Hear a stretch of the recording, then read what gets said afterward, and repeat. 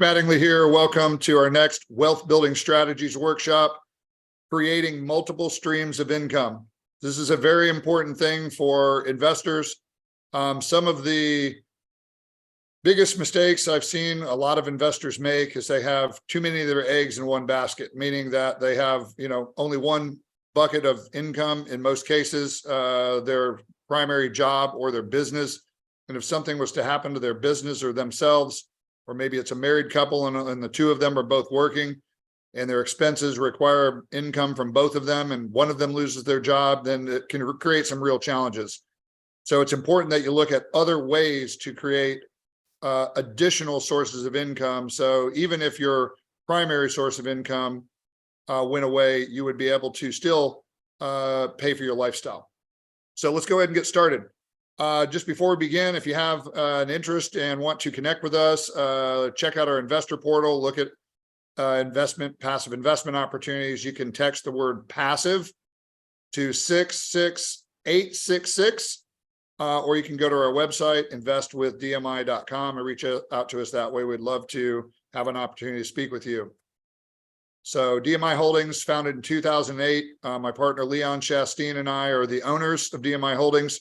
We offer passive investment opportunities to individual accredited investors. And then we have done a little over $1.5 billion in investment transactions from 2008 to present, totaling a little over 100 private placement offerings. So just some opening questions, and just to kind of get things rolling here. So what is the definition of financial freedom? Financial freedom doesn't necessarily mean you're wealthy. It just means that the income from efforts other than your work can fund your lifestyle. So if your lifestyle, not just your bills, but your lifestyle is $3,000 a month, man, all you got to do is create $3,000 a month of passive income, and you are by definition financially free. That may not be your end goal, but you could literally live your lifestyle for a year or two and not have to work. So that is the definition of financial freedom. So the question is, are you by definition financially free? And if you're not, hopefully some of the things I'll share with you here today will give you some ideas and some strategies on how you can get there. So you can ask yourself, what do you do for a living, and what happens if you stop? So if the answer is you start losing cars, houses, things get foreclosed on, then you have some real problems, and you want to make sure that you insure yourself against the risk of loss of income by having enough other sources of income to cover not only those expenses, but ideally also your lifestyle. Next question is, do you have a clearly defined income and net worth strategy? A lot of people do not review their financials.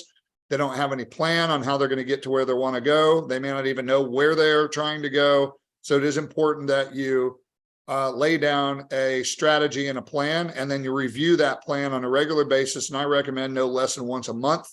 I look at my financials all the time. I look at my sources of income all the time, constantly updating those, constantly trying to build more sources of income to make sure that no one source of income getting turned off could shut me down.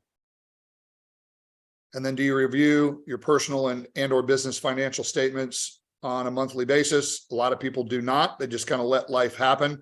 It is important that you know where you're at financially at all times. If you want to get to a particular goal, if you don't know where you're at, there's no way you're going to know how to get there. So there's two ways you can invest. You can be an active investor and put investments together or manage your own investments, or you can be passive. So turning your money over to a money manager means you're a passive investor. You're hoping that that money manager puts you investments that will grow your money, that it'll be able to provide for you in your retirement. Or you can be active, or you can be both. I'm both. I invest as an active investor, putting investments together. I also invest as a passive investor, where I just put my money in along with other limited partner investors and enjoy being a passive investor. So the agenda today is to cover just a little bit on traditional investing, the three biggest risks, understanding the basics, income producing investments, some investment strategies, and also touching on strategic partnerships, which is really one of the ways, one of the things that I've personally focused on. So one of the things you have to understand is how the kinds of investments you do and how they're taxed. And so I'm just going to cover some of this with you.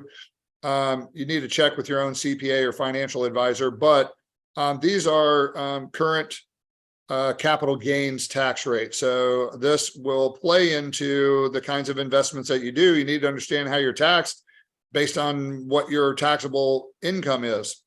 So with capital gains, if it's less than 10,000, and a short-term gain would be only 10%, and then a long-term gain is 0. And as you can see, as you make more money and you have more income that year, the more you're going to pay in both short and long-term capital gains tax rate. So this is just a list of those. And once you get up in that 165 to 210,000 range, you're paying 32% on short-term and 15% on long-term. Moves then up to 35%. Once you are in a 450 to 525 income range, you're paying 35% on short-term capital gains, 20% on long-term capital gains.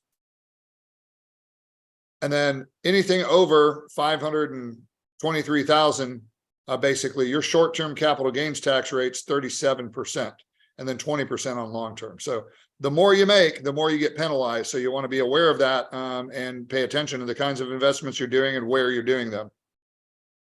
If you're married filing jointly, same kind of breakdown here. You can see the more you make, the more you pay. But between the two of you, you can earn more and pay less. But once you get up in that, higher income bracket, then you start getting, dinged. So I would say really anything over that $173,000 range is where you really start getting hurt, especially on the short term. And then your long term goes up an extra 5% once you get over a certain income threshold.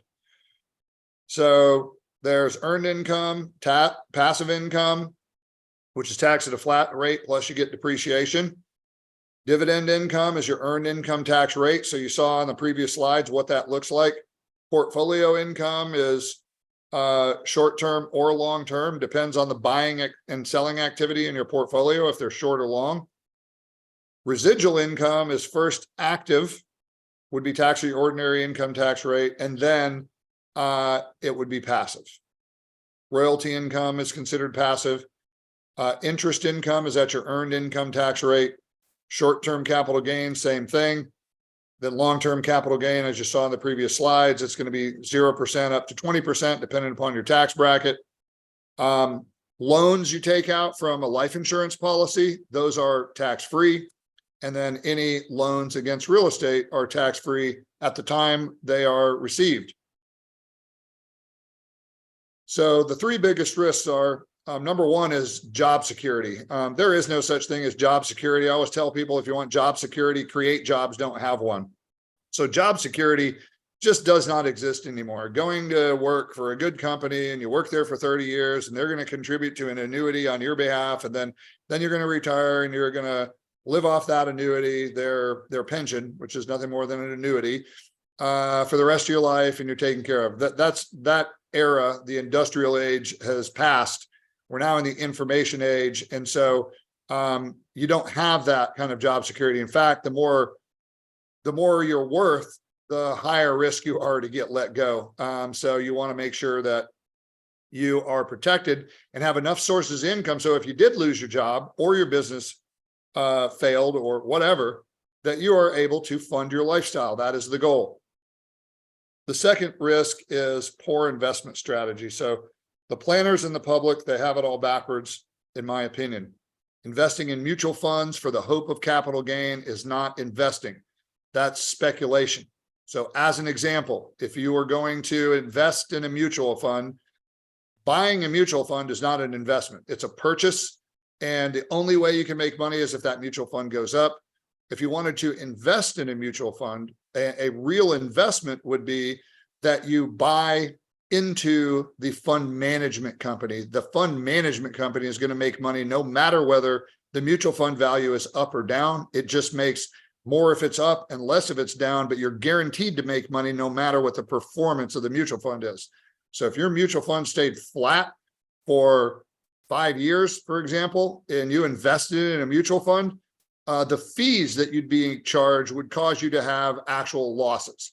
As well as, but however, if you had an investment in the fund management company, which there's generally not opportunities to do that unless you set the fund up, then that fund management company, they're charging those fees, whether it's flat, whether it's down, or whether it's up. So my suggestion is don't roll the dice with your retirement. And then after 59 and a half, convert to low interest income producing assets if there's anything left at all. So you can spend time with your children's children. I don't know about you, but I like spending time with my children, not my children's children. None of my kids have kids yet, but I get to spend a lot of time with them because I have the ability to not have to work every day. I can set my own schedule, and I have enough income from other sources that allows me to fund my lifestyle. And it gives you a lot of freedom and security. So there's not any one source of income that's going to be able to shut me down. It took a long time to get there. And one of the reasons we put these workshops together is to share some of these strategies, lessons along the way to help other investors that are wanting to achieve some of their own goals. And then the other thing is, how well have the planners done with their own investments? I want to invest with somebody that is investment successful and really understanding, but most people don't even look at what are their planners doing? How well have they personally done? Do they even have a lot of experience? So there's nothing wrong with asking a lot of questions. If you're going to hire a person to manage your money, you need to totally understand what their track record is, how well they've done, what are they doing, how are they investing, and why are they recommending you're doing something different if they are at all. All of those things are important, but the biggest thing is the financial planning industry really trains people to invest until you're at retirement age, then take your value of all your investments, whether they be up at the time or down at the time. If they're down at the time, you have to sometimes wait another 10 years to retire, to then convert those over into an annuity or some other type of low interest income producing asset that you can count on. And you could have a large pile of money with very little income because of the dynamics of just those kinds of financial products. So don't be a hostage to the system, and you control your own money. And the third is just no income producing investments. Investing in the stock market is great. There are dividend paying investments in the stock market that can send income out to you. You can reinvest them, or sometimes you can have it set up to where you can distribute, but just not having income producing assets is a huge problem. Cash flow is king. So let's talk about a few different types of income producing investments. So with real estate, there's literally about 21 strategies. Here's just a list of some.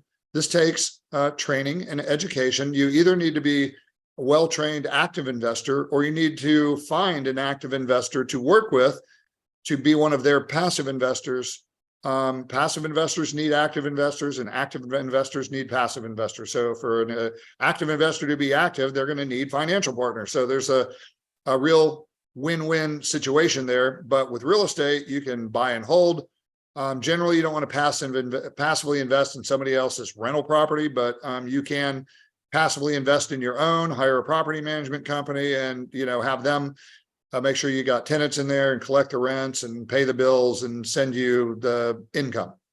You can do landlording, fix and flip, land development, and a myriad of other strategies: multifamily, probate, rehabs, 1031 exchange options if you're selling out of properties, short sales, subject to purchases, tax liens, etc. You can purchase and buy into businesses. So your ownership in the business can be active, passive, or both. You can invest in a startup, You could acquire or buy out an existing business. You could invest in a franchise, or you can purchase stock. And that's how most people invest in businesses, is they just buy stocks on the stock exchange. But there are opportunities to invest in private companies, and you can share in the profits versus just having a certificate, a stock certificate. A few other income producing investments. There's private equity funds, oil and gas royalties, vending machines, private and hard money lending, private notes, dividend paying stocks and bonds, advanced stock trades such as calls, puts, etc., just to name a few. To give you some examples, the main point is to look for investments that can produce an income to you, so that if your primary source of income was cut off, you would still be okay and be able to maintain your lifestyle. There's some real estate investment strategies. I'm not going to cover them all, but I'll give you just a super high level bullet point on how the mechanics of some of the most popular strategies work. Everybody's heard of fixing and flipping homes. So this is kind of the steps. You would have a pre-contract phase where you've identified the property. You're putting together a budget. You do all your due diligence. You schedule your closing. After you close, you quickly want to rehab the property, put it on the market for sale. Then you sell the property, and then the profit would be the money that you would be able to use. Now, you might have a partner with you on the deal or what have you, but that profit, now that is an active strategy. If you're the one fixing and flipping the home, if you're a passive investor and you're working with a person that fixes and flips, then it would be a passive investing strategy for you, where you're getting a percentage of the profits, or you're just getting a fixed interest rate on your money. There's so many different ways to do it, but this is a great way to create additional sources of income. There's also what's called short sales. So with a short sale, you find a seller that's having problems, and they are behind on their loan. You analyze the property, you get control of the property, then you negotiate with the lender a substantial discount on their loan. I have a friend of mine, just as an example, who is a short sale expert, and one of the properties he did, it was $1 million property. It had a $650,000 loan on it, and he was able to negotiate that short sale for $350,000 and turn around and sold that property for, I think, $300,000 or $400,000 more than what he bought it for. But it was all through this strategy right here. Then you just find an end buyer, close, and collect your check. Buy and hold. This is what most investors do that want to invest in real estate, that don't really know how to invest in real estate. Is they might move out of their first starter home, turn it into a rental, and go buy another one, and then move out of that one, turn it into rental, and go buy another one. There's nothing wrong with that. But buy and hold is a great strategy. So you would buy a property with whatever strategy you choose. There's a lot of ways to acquire a property. Then you hire professional management, so you don't have to deal with any of the landlord headaches. One of my rules is if you're going to buy a residential rental property, you want to be able to generate 1% per month of the value of that property. So if you purchase a property for $100,000, I'd want to be getting, $1,000 a month off that property. And if it can't do that, I'm probably going to pass. In some types of properties, some smaller properties, actually, you can charge more. So you might be able to get a property in certain neighborhoods that are, or markets that are $50,000, $70,000, but they'll generate $850 to $1,200 a month, where you're getting 1.5% to 2% a month versus 1% a month. So for rentals, in my opinion, those are probably the best kinds of properties to purchase. You receive cash flow and equity. You are a landlord, but you can use that third-party management. Then you just rinse and repeat. You can do seller financing. This gives you a lot of the benefits of rental property, but with none of the headaches, none of the responsibility, because instead of having a renter, you're going to sell the property and you're going to be the bank. You're going to sell or finance the property. Creates income. If they don't pay on their loan, you can foreclose, take it back. And you're the note holder. You are the bank. So you buy a property with whatever strategy you choose. You list the property, seller will finance. You collect a down payment from the buyer that's non-refundable. Receive cash flow and equity. No landlord responsibilities of any kind. Then you just repeat and do that over and over again. So you could go and put a $10,000 down payment on a property that you were going to buy with one of the strategies from a motivated seller. Then you're going to turn around and sell it, seller finance, collect a $20,000 down payment. So not only would you not have any money in the deal, you just put $10,000 in your pocket. You're the bank, you're not the landlord, and you're collecting the loan payments from your buyer. If they don't perform, you have collateral, you can take the property back. It's a great strategy. You can also invest in commercial property. So you identify distressed property, whatever that might be, multifamily, strip center, what have you, buy that property at a discount.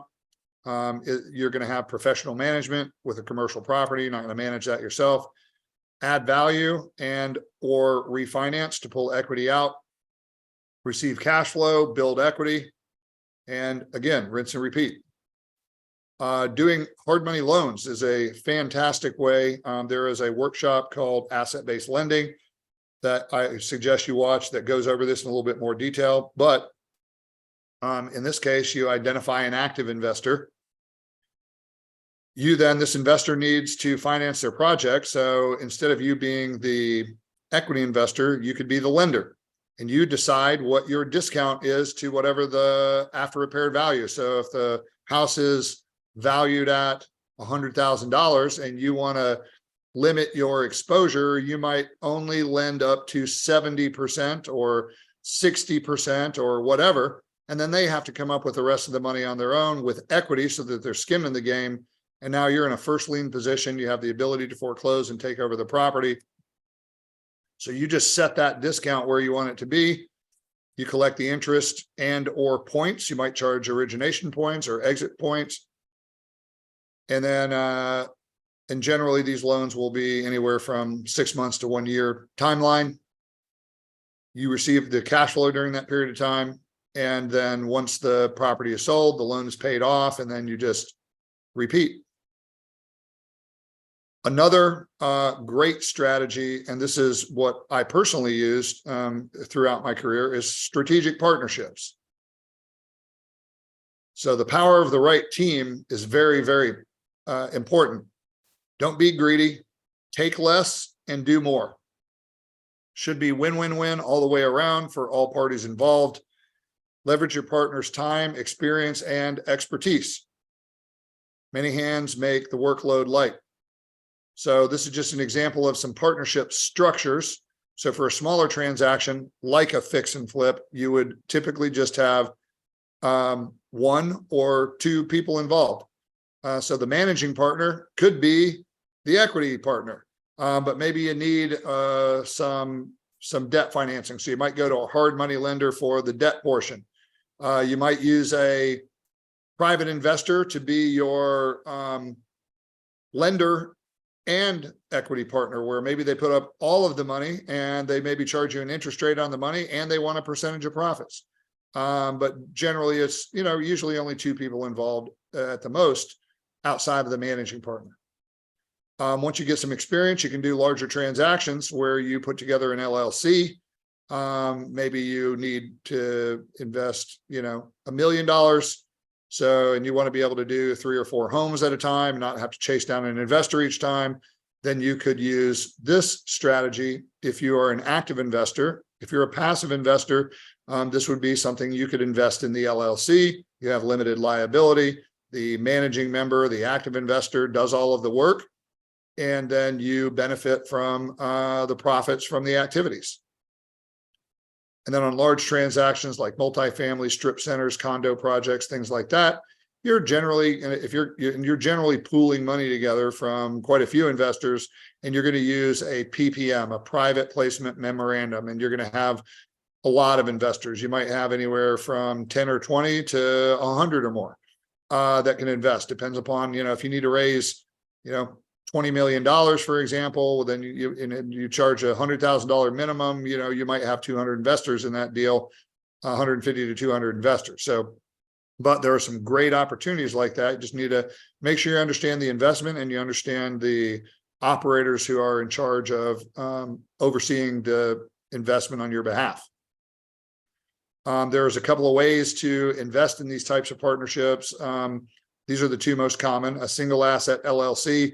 This is generally used for larger investments like a multifamily property. LLC either owns the asset outright or is an investor in the owner LLC entity. Investors invest in the LLC through a private placement memorandum, a PPM, and then 100% of the investment is tied to a single asset. Investors, because of this, may choose to invest a smaller amount to mitigate their risk. So if an investor had $1 million to invest and they were going to invest in a number of different individual multifamily properties, I would advise that investor to invest $100,000 in, say, 3, 4, or 5 individual multifamily properties. So you're spreading that money out versus putting all of that money you were going to invest from your liquidity into a single property, no matter how good you thought it looked. And then if you wanted to use an IRA, you can do that. This would be considered an LLC transaction because the IRA is actually investing in an LLC, even though it might be doing a real estate transaction. The other way is through a fund model. So both of these are great. It just depends on the investor and their objectives and what your objectives are as a sponsor. So generally, you're going to be using this fund model to invest in multiple assets. The LLC either owns all of the assets outright or is an investor in the owner LLC entity, which is sometimes called a fund of funds. Investors invest in the LLC through a private placement memorandum, and the investment capital is diversified across all assets in the fund. Investors may choose to invest a larger amount due to the capital being diversified across a number of assets versus a single asset LLC. It's one by one. And then same thing for an IRA. This would be also considered an LLC investment. With that, I want to thank all of you for joining me today. I hope some of these ideas and concepts were helpful to you. Would love to have an opportunity to connect with you. So a few ways to do that is you can text the word passive to 66866, or you can go to our website, investwithdmi.com, or you can call our main line shown there at the bottom, 972-239-5766, or email us at invest@dmi-mgt.com. And with that, I want to thank you, and we will end the session.